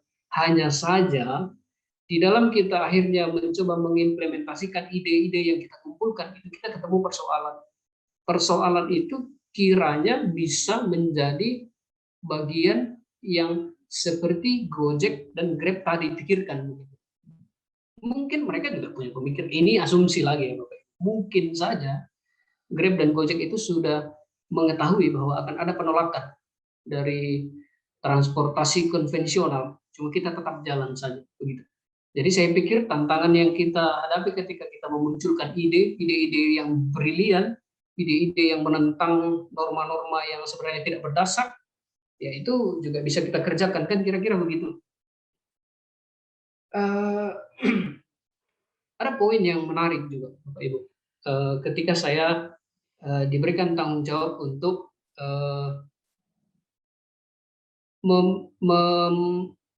mengkoordinasikan satu kepanitiaan siswa lulusan begitu, siswa kelas 12 yang sudah selesai ujian akhir sekolah dan diharapkan mereka bisa mengimplementasikan apa yang mereka pelajari selama sekolah di sekolah kami, dan mereka ambil bagian di tengah-tengah masyarakat, mencoba menyelesaikan satu persoalan, entah nanti persoalannya selesai atau tidak, itu urusan lain ya Bapak Ibu.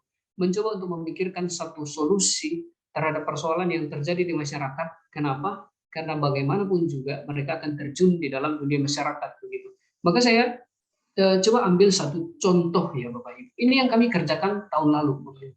Anak-anak kami kelas 12 kami minta untuk melakukan mission service learning. Saya minta untuk mereka memikirkan, jadi MSL ini Bapak Ibu, mission service learning ini adalah program memang.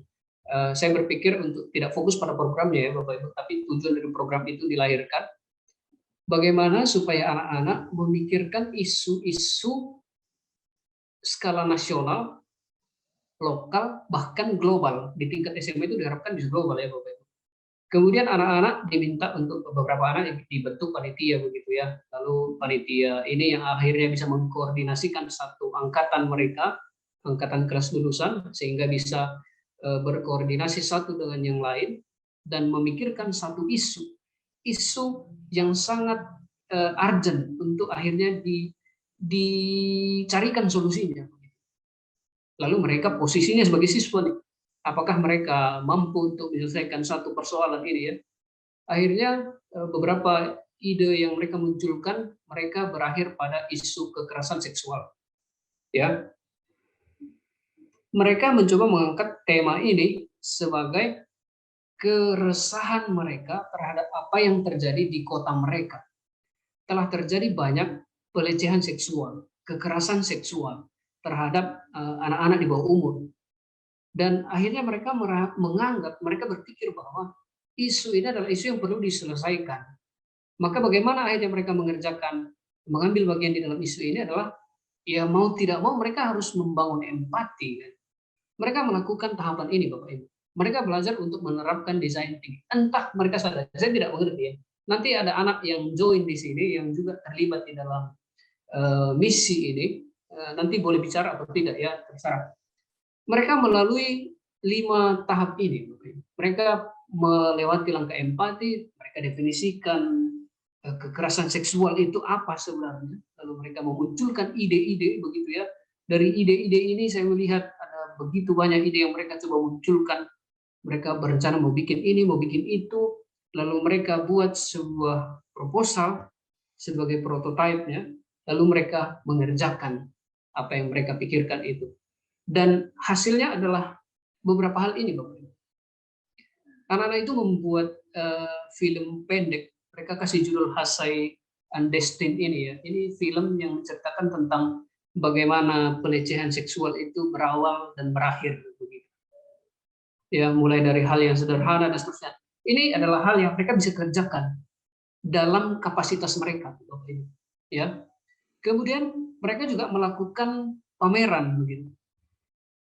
Sebenarnya poin dari pameran ini adalah melakukan edukasi kepada masyarakat bahwa ini adalah isu yang penting loh, begitu. Ini adalah isu yang perlu kita pikirkan dan yang mereka bisa pikirkan, ide yang mereka bisa pikirkan dan mereka sanggup kerjakan adalah melakukan hal-hal ini. Membuat film pendek, membuat satu event yang sifatnya edukatif. Apakah tidak banyak tantangan yang mereka hadapi ketika mereka mencoba mengerjakan ini? Banyak sekali Bapak Ibu. Ini adalah pusat Kota Tomohon. Ya, ini adalah menara Alfa Omega begitu yang mereka rencanakan untuk membuat pagelaran di sini yang sifatnya adalah edukatif. Mereka urus izin, mereka ke Kesbangpol, mereka hubungin wali kota, mereka bikin surat ke sana kemari, dikirim ke sana kemari, lalu izin untuk menyelenggarakan kegiatan itu tidak terbit dan seterusnya. Tantangannya begitu banyak sekali. Belum lagi ketika mereka melihat bahwa ada pejabat yang merayakan hari ulang tahun di salah satu tempat dilaksanakan dan itu mereka umbar-umbar di media sosial, sementara hal-hal yang bersifat edukatif begini tidak diberikan izin begitu. Nah itu juga menjadi persoalan bagi mereka ya. Itu menjadi dilematis, itu menjadi tantangan yang muncul. Tapi apakah itu menghentikan langkah mereka? Tidak Bapak Ibu. Ya, apakah mereka berhasil menghentikan kekerasan seksual di Tomohon? Jawabannya Bapak Ibu sudah bisa prediksi ya. kapasitas mereka adalah sejauh itu. Dan saya percaya mereka sudah melakukan apa yang mereka mampu lakukan sebagai siswa yang akan lulus begitu. Itu adalah misi jangka mereka sebagai sebagai siswa di sekolah kami. Begitu. Satu sisi itu adalah satu program, di sisi lain kesempatan untuk menerapkan design thinking ini, begitu Bapak. Maka hal-hal ini yang mereka kerjakan, ya. Mereka akhirnya sosialisasi kepada polisi yang berjaga di situ, begitu. Jumlah orang yang muncul untuk diberikan edukasi tidak sebanyak yang diharapkan, tetapi apa yang mereka rencanakan itu bisa berjalan sekalipun tidak seperti yang dibayangkan, begitu. Ya, ini ide-ide yang mungkin bisa kita pikirkan bersama. Akhirnya ya mereka membuat petisi untuk stop kekerasan seksual, ya mereka memberikan edukasi kepada masyarakat yang lewat walaupun jumlahnya terbatas, kira-kira begitu.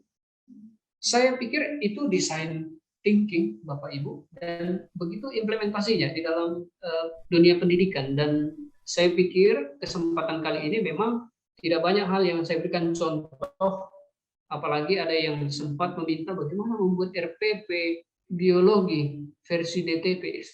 Saya tidak punya kapasitas Bapak Ibu untuk mengatakan. Yang saya bisa berikan adalah prinsip. Saya pikir format RPP kita beda-beda di setiap sekolah. Saya bisa berikan contoh RPP versi saya yang ketika saya memasuki kelas 12 ini untuk DTP ini Bapak Ibu. Dan akhirnya itu juga membangun empati saya ya Bapak Ibu. Saya pernah diberikan job untuk mengajar IPA kelas 9. Saya benci sekali ngajar biologi Bapak Ibu pada saat itu. Saya terang-terangan saja lah ya. Dan ada beberapa siswa yang kalau saya itu tidak suka ngajar biologi.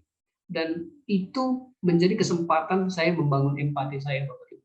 Banyak juga kan anak-anak kita yang tidak suka beberapa mata pelajaran yang kita ajarkan, dan kita mencoba memaksakan versi kita untuk mengajar kepada mereka. Biarlah DTP ini yang menjadi alasan kita bisa merancang segala sesuatu ya Bapak Ibu, sesuai dengan porsi dan tanggung jawab kita. Saya serahkan kepada Ibu Yosfi bagaimana selanjutnya. Baik, terima kasih Pak Keri. Wah, pemaparan materinya sangat padat dan lengkap ya Pak. Sebelumnya terima kasih Pak Keri. Mari Bapak Ibu kita boleh kasih reaction. Mungkin ke Pak Keri boleh kasih reaction love atau jempol atau yang lain Bapak Ibu. Sebagai ucapan terima kasih kepada Pak Keri yang sudah memaparkan banyak kali materi tentang DTP. Iya, Pak Keri dan rekan-rekan, saya berharap rekan-rekan masih tergabung dengan kita. Oke, kita cek dulu nih rekan-rekan. Boleh kasih reaction love kalau rekan-rekan sangat memahami nih materi yang sudah disampaikan oleh Pak Keri, atau boleh kasih reaction jempol jika rekan-rekan punya pertanyaan nih untuk Keri. Mari, silahkan Bapak Ibu. Oke.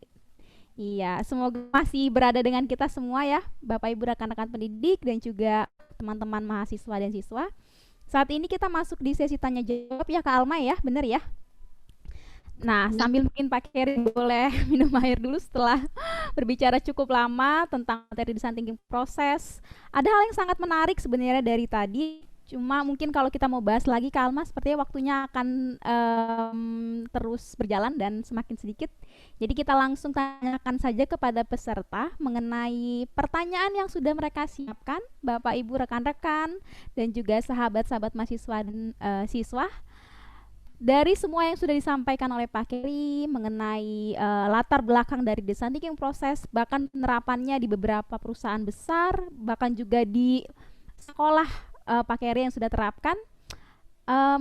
Bapak Ibu, adakah pertanyaan yang saat ini akan Bapak Ibu ajukan? Boleh raise hand, nanti kami akan spotlight Bapak Ibu untuk bisa menyampaikan pertanyaannya. Silakan Bapak Ibu rekan-rekan dan juga teman-teman mahasiswa yang sedang belajar di perguruan tinggi ataupun siswa.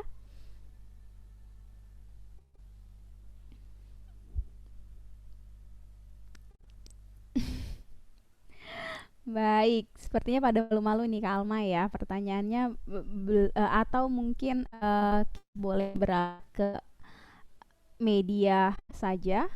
Bapak Ibu rekan-rekan, kalau semisalnya pertanyaannya ingin dituliskan, boleh scan di barcode ini, kemudian menuliskan pertanyaannya nanti di www.slido Bapak Ibu rekan-rekan ya. Mungkin kita boleh slide-nya Kak Steph, boleh ke slide-nya. Linknya boleh dibagikan oleh tim Ruang Bergerak di chat room. Jika Bapak Ibu ada yang mau bertanya secara langsung, oh ini ada Kak Febris, ya. Terima kasih Kak sudah akan mau bertanya. Kami persilahkan Kak Febri, Pak Keri, boleh ya standby untuk berdiskusi dengan Kak Febri. Siap. Halo Kak Febri mengangkat tangan, akankah bertanya?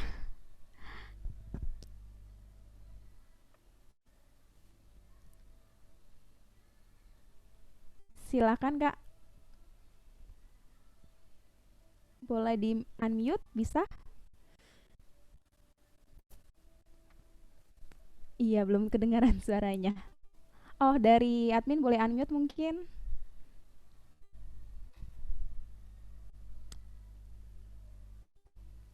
Belum kedengaran juga. Oke. Sepertinya jaringannya Kak Yospi, karena sudah di unmute. Oke, Kak Febri mungkin boleh rejoin dulu mungkin ya untuk bisa nanti menyampaikan pertanyaannya. Begitu Kak Febri. Oke, iya boleh Kak, disilakan. Iya, boleh Bapak Ibu juga menyampaikan pertanyaan di chat room. Sambil menunggu pertanyaan dari Kak Febri, mengetik boleh tampilkan slide-nya mungkin dari tim supaya Pak Keri boleh lihat pertanyaan-pertanyaan yang sudah masuk dari Bapak Ibu rekan-rekan. Nah, ini dia pertanyaannya. Wow, oke Pak Keri masih bersama dengan kita. Kak Alma boleh bantu bacakan pertanyaan Kak Alma. Kira-kira pertanyaan yang tadi belum dijawab di seminar yang mana nih Kak, supaya Pak Keri boleh langsung jawab. Baik Kak, terima kasih atas waktunya. Mungkin kalau dari saya akan membacakan pertanyaan mengenai menurut Bapak, apakah sekolah di luar, sekolah Bapak sudah menerapkan PTP ini, sekolah dalam mendidik? Mungkin Bapak punya referensi atau riset-riset kecil yang sepertinya tadi kan sudah dijelaskan, cuman mungkin dari para peserta mungkin ingin lebih tahu riset-riset apa saja yang Bapak sudah lakukan selain yang Bapak jelaskan tadi. Oke, baik. Di luar sekolah kami saya tidak tahu ya. Kalau di yayasan kami ini sebenarnya kan di yayasan itu sebenarnya kan sudah mandat kan, semacam mandat di yayasan begitu. Entah nanti mereka implementasikan dengan sebagaimana diharapkan atau tidak, saya kurang. Sejauh diskusi untuk setiap pertemuan yang membahas mengenai bagaimana progres dari sekolah-sekolah di yayasan kami, saya pikir masih tetap mengarah ke situ ya. Jadi saya pikir sekolah-sekolah di bawah naungan yayasan kami itu masih mengerjakan. Kalau di nasional, saya belum menemukan ya, Bapak Ibu, apakah ada sekolah di luar yayasan kami yang mencoba mengerjakan ini. Saya belum menemukan. Kalau di luar, yang banyak mengerjakan ini adalah kampus. Kalau Stanford ini kan memang sudah dijadikan metode yang dikerjakan sama mereka ya, dan banyak kampus-kampus lain yang mengadopsi design thinking ini begitu, bukan hanya di dunia industri tetapi di dunia pendidikan juga begitu. Sekolah-sekolah di luar juga sudah banyak begitu. Kalau saya punya referensi spesifik mengenai sekolah apa, saya tidak bisa berikan ya Bapak Ibu. Begitu Bu. Baik, Pak Keri. Iya. Oke, selanjutnya Kak Alma, kita beralih ke chat room dulu ya. Nanti kita balik lagi ke slide. Ini udah ada pertanyaan dari Pak Febri atau Kak Febri sudah masuk. Pertanyaannya adalah bagaimana kendala waktu yang dihadapi nih Pak? Karena KIKD di kurikulum darurat pun masih banyak. Ada ide untuk mengantisipasinya nggak Pak? Nah, biasanya berapa lama saat menjalankan ranting ini untuk satu proyek mungkin ya, yang berkolaborasi dengan beberapa proyek gitu? Atau untuk penerapan design thinkingnya berapa lama gitu Pak? Silakan Pak. Oke. Nah, untuk penerapan design thinking proses di aspek RPP berarti ya yang ditanyakan oleh Pak Febri itu ya. Nah, berarti konteksnya adalah satu unit kan atau satu bab ya. Kita lebih familiar dengan istilah bab ya. Saya berikan contoh saja ya mengenai RPP yang saya punya terkait dengan design thinking proses ini. Saya bisa share screen ya, Bu Yus? Boleh Pak, silakan. Bisa ya, sudah kelihatan ya? Ya, sudah Pak. Karena PJJ itu kita diberikan hak untuk memangkas KIKD kan Pak Febri ya. Nah, akhirnya kami sekolah juga di tahun yang lalu itu berpikir sedemikian rupa untuk memangkas KIKD. Nah, ini yang lebih menyakitkan di mata pelajaran seperti matematika yang dia sifatnya itu berkesinambungan ya Bapak Ibu. Tidak ada topik yang bisa diseleksi begitu. Tapi mau tidak mau Bapak Ibu, ditomohon kami akhirnya pangkas beberapa topik. Saya mengajar matematika di kelas 10, di kelas 12 juga matematika peminatan dan wajib. Itu beberapa topik memang mau tidak mau disingkirkan Bapak Ibu. Karena entah bagaimana, kalau harus memilih, apakah kita mengajarkan siswa mengenai apa yang bisa dipelajari dari satu topik atau menyelesaikan KIKD itu. Saya pikir KIKD itu adalah pilihan terakhir kan Bapak Ibu. Menyelesaikan target KIKD itu adalah opsi selanjutnya kan. Masa kan kita coba kejar semua topik ini lalu satu pun tidak ada yang tercapai. Saya kira begitu kan. Nah, akhirnya kami mengambil kebijakan di Tomohon. Di sini ada kepala sekolah kami juga ya Bapak Ibu. Jadi saya ya nanti bisa diklarifikasi oleh beliau. Kami memangkas KIKD untuk beberapa mata pelajaran seperti yang tidak scaffolding itu mungkin tidak beresiko besar ya. Tapi untuk mata pelajaran seperti fisika, matematika, kimia yang sifatnya scaffolding, satu topik akan menjadi syarat untuk topik yang lain, itu beresiko sekali kan. Tapi resiko itu kami ambil, Pak. DTP ini mengajarkan kami untuk akhirnya ya kadangkala memang ada resiko yang harus dimunculkan begitu. Pertanyaannya tadi adalah berapa lama untuk menyelesaikan satu proses itu tergantung kita masing-masing kan. Saya pikir untuk menentukan waktu satu unit itu berlangsung berapa lama, saya pikir masing-masing unit beda-beda kan Pak Febri. Kalau ini kami laksanakan di Tomohon, ini adalah jam pelajaran yang saya rancangkan, ini adalah 6 jam pelajaran. 6 jam pelajaran ini lebih tepatnya 6 minggu, Pak. Karena setiap minggu satu pertemuan saja sebanyak 60 menit. Selebihnya dikerjakan secara asinkronus oleh anak-anak. Itu yang saya bisa jawab terkait itu, Yus.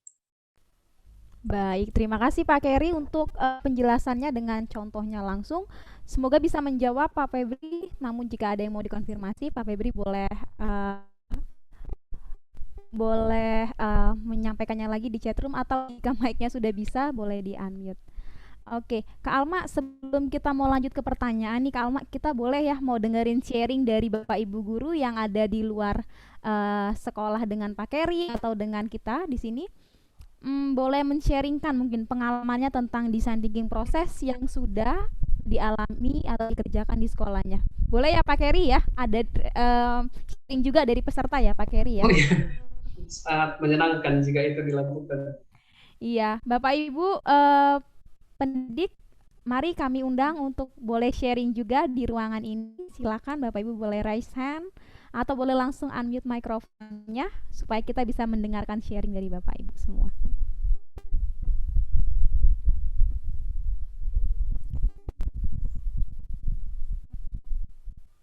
Ini saya lihat dari namanya ada dari SUD, barangkali singkatan dari apa ini? Sekolah SMA Unggul ya, Del. Mungkin Ibu mau sharing kalau di Del SMA Unggul Del seperti apa penerapannya atau seperti apa hal yang terjadi saat ini di sana. Ada kalau saya tidak salah Ibu Stefani mungkin berkenan untuk sharing dengan kita. Atau ada yang lain, ini Pak Serius Lubis, kalau saya tidak salah ya menyebutkan Bapak atau Ibunya, boleh sharing mungkin dengan kita.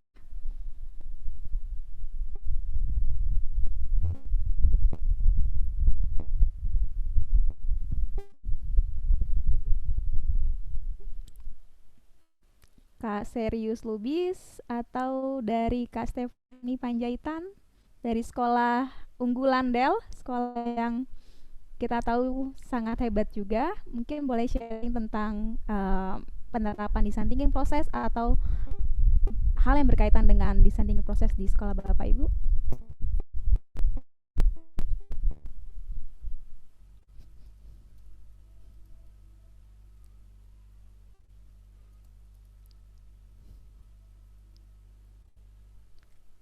Oke, baik. Kalau belum ada, ya sudah. Tidak apa-apa Bapak Ibu. Adakah Bapak Ibu guru lain atau dari siswa dan mahasiswa yang masih ingin menyampaikan pertanyaan yang belum terjawabkan? Silakan Bapak Ibu, mari kita boleh open mic, boleh open cam-nya untuk berdiskusi bersama.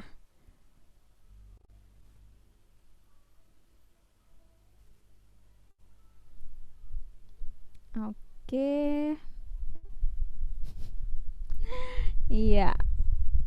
Ini Bu Yos, kalau saya definisikan kayaknya ini sudah clear ini. Bagaimana Pak? Kalau saya definisikan kayaknya sudah clear gitu. Apa itu artinya Pak? Sudah beres, sudah. Sudah beres, sudah paham semua gitu ya. Oke, mungkin kita ke pertanyaan lagi kali Pak. Kita bahas beberapa pertanyaan sebelum nanti kita tutup. Jika memang tidak ada pertanyaan dari peserta lagi, boleh di-share slide-nya. Oh, dari Pak Febri tadi Bu, mungkin boleh share lesson plan-nya. Nanti saya kirimkan saja ya. Boleh Pak Febri Secara nanti. pribadi ya.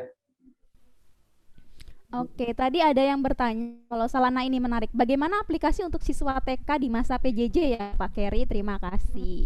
Mungkin tadi banyak bahas tentang siswa SMP SMA, ini untuk siswa TK Pak. Pernah pengalaman atau mungkin seperti apa nih?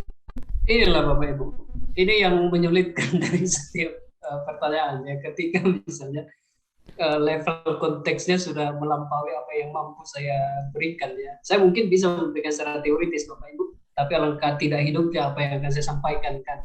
Bapak Ibu, saya tidak punya pengalaman untuk mengajar kelas kecil. Saya ceritakan pengalaman saja ya untuk menjawab pertanyaan yang tidak akan terjawab ini. Saya pernah diterima di UPH itu Bapak Ibu, UPH tesis sebagai guru SD. 1 minggu saya di guru SD, saya memutuskan untuk kalau tidak keluar maka saya pindah jurusan. Karena saya menyadari menjadi guru kelas kecil ini bukan panggilan saya dan saya tidak berkapasitas. Entah itu juga merupakan semacam cikal bakal DTP itu gitu ya. Saya menyadari bahwa saya tidak mungkin bisa masuk ke bagian itu. Jadi saya tidak punya kemampuan untuk menjawab pertanyaan ini. Ini di luar kapasitas saya begitu. Anak tidak punya, adik kecil tidak punya, begitu kan. Jadi saya pikir saya lebih tertarik kalau misalnya ini bisa dijawab oleh yang lebih relevan dengan ini. Baik Pak Kerry, mungkin memang kalau balik ke metodenya mulai dari empatinya itu ya Pak ya. Tapi membangun empati untuk anak TK-nya itu yang mungkin guru-guru TK sepertinya sudah lebih tahu begitu ya. Nah setelah tahu empatinya maka balik lagi ke prinsipnya tadi. Seperti itu mungkin ya Pak ya. 5 langkah itu akan diterapkan sesuai dengan pendekatan yang mereka pahami kan untuk kelas kecil. Nah sayangnya akan teori saja yang saya akan sampaikan setelah ini Bu, kalau saya mau coba jawab ini Bu. Itu ya Bu Yos. Baik Pak, oke. Seperti itu pertanyaannya boleh dijawab. Mungkin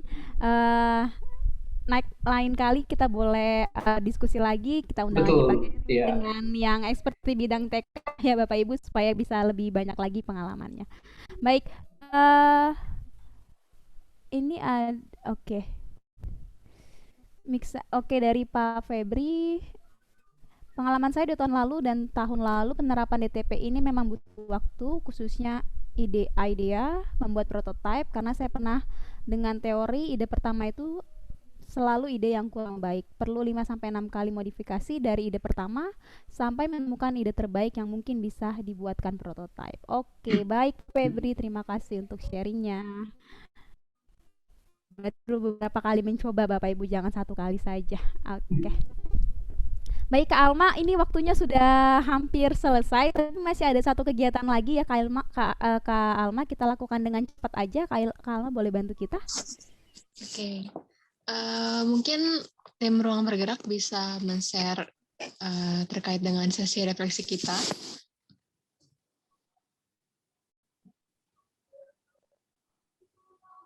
Baik, di sini saya akan memandu dengan cepat ya karena terkait dengan waktu kita yang sudah cukup lama.